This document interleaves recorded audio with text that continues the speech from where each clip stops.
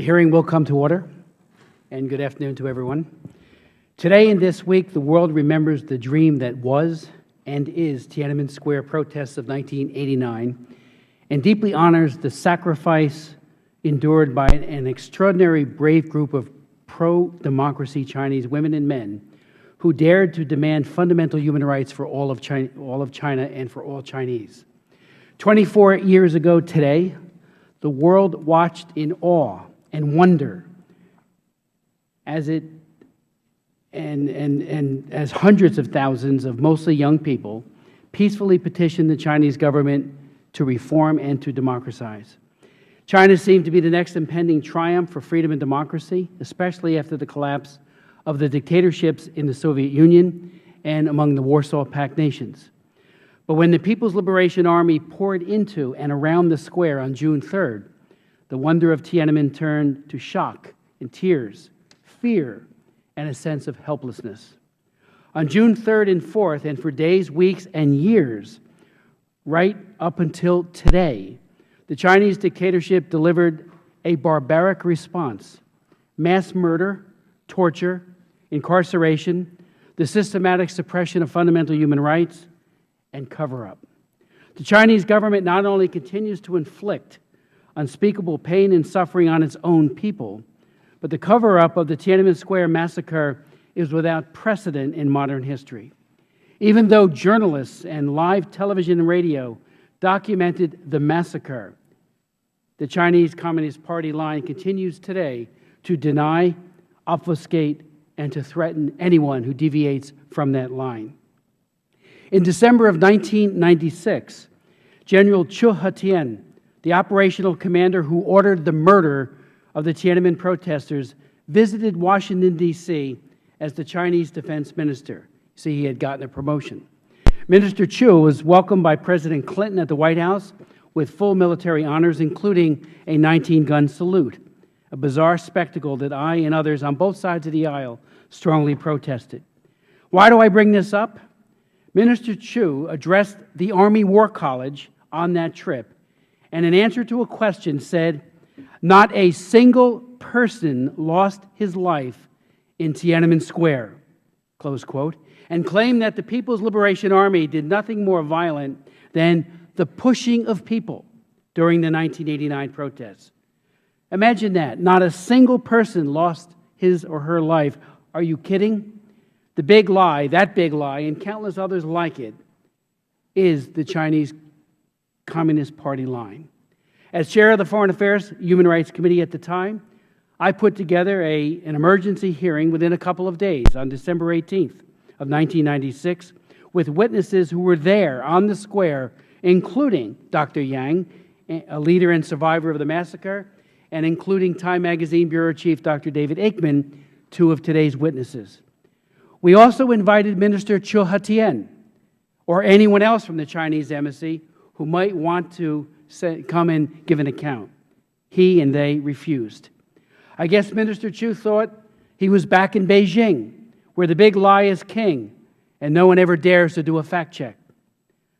A few days ago, the U.S. Department of State asked the Chinese government to, quote, end the harassment of those who participated in the protests and fully account for those killed, detained, or missing.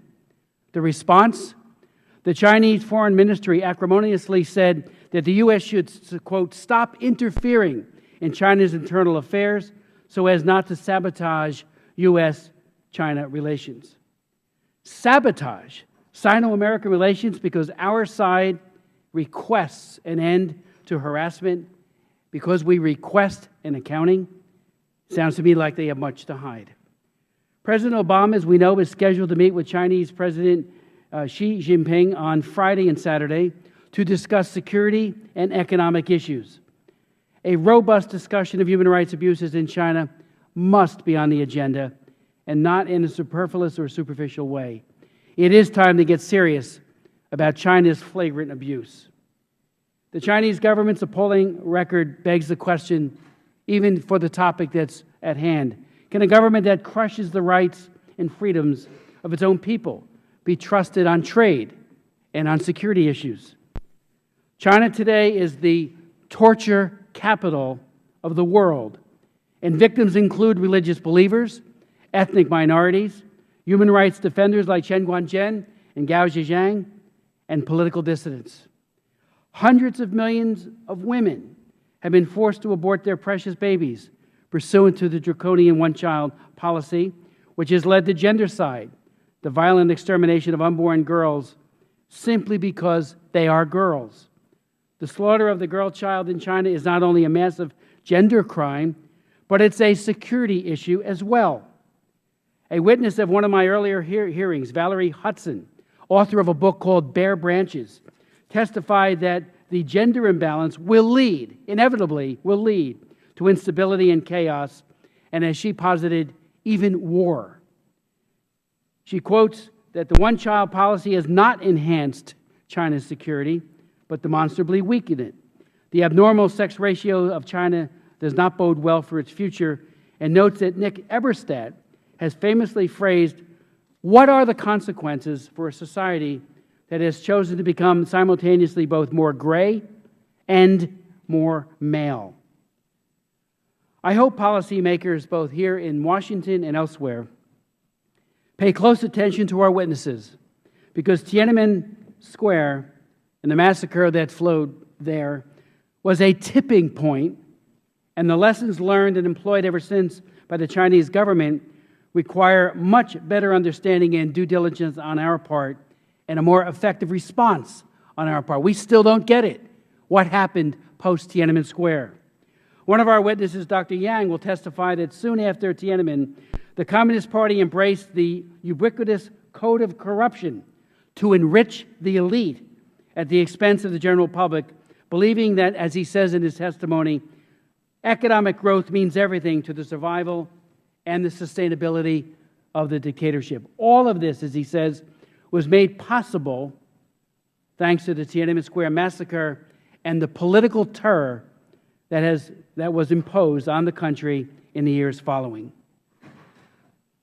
Many of us on both sides of the aisle, and Americans throughout this country, and really people who believe in freedom around the world, will never forget what took place in Tiananmen 24 years ago.